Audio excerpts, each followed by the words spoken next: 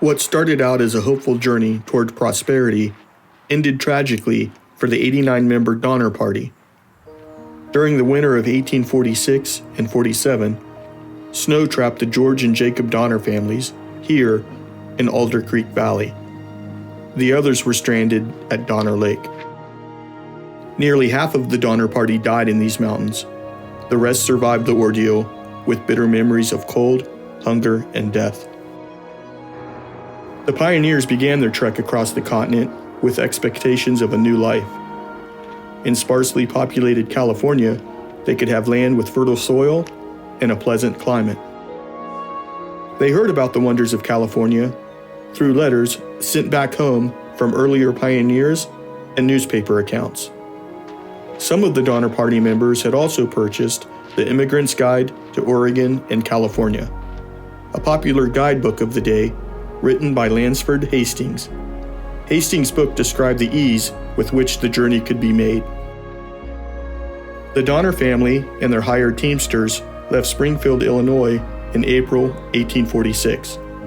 At Independence, Missouri, their wagons joined hundreds of others traveling west on the Oregon-California Trail.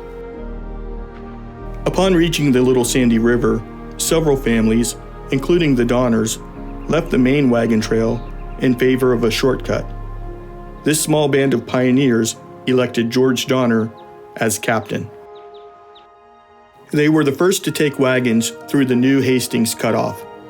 Although shorter, it was a difficult detour through rugged mountains and arid deserts. The mishaps of their journey made them late in reaching the Sierra Nevada mountains. In late October, the weary Donner Party started into these mountains. By December 20th, the outlook was grim. Jacob Donner and 3 of the teamsters had died. The cold and dampness were constant. As snow piled higher, dry firewood was harder to find. The larger portion of the wagon train continued on, reaching Truckee Lake, now called Donner Lake, 6 miles from here. A snowstorm stopped both groups from continuing over the summit. The Donner family and their teamsters were forced to make camp here in the Alder Creek Valley.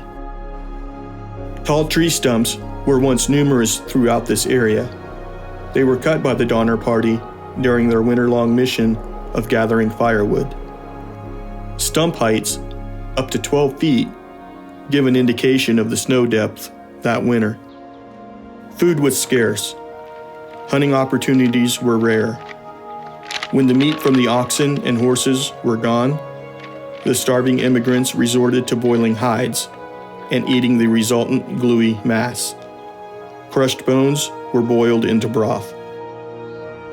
Did these poor starving immigrants eventually resort to cannibalism here at Alder Creek? Many say they did. Others disagree. In February 1847, the first relief party from Sutter's Fort arrived. 2 more relief parties came in March. These relief parties took 14 people from here out across the frozen Sierra. Only 11 survived. 8 were children. 5 people remained at Alder Creek. Elizabeth Donner and her 2 youngest sons died at Alder Creek. Only Tamsin and her dying husband remained. George had begged Tamsin to leave him and save her own life. She refused. When the 4th and final relief party arrived in April, George Donner's dead body lay in camp. Tamsin's body was never found.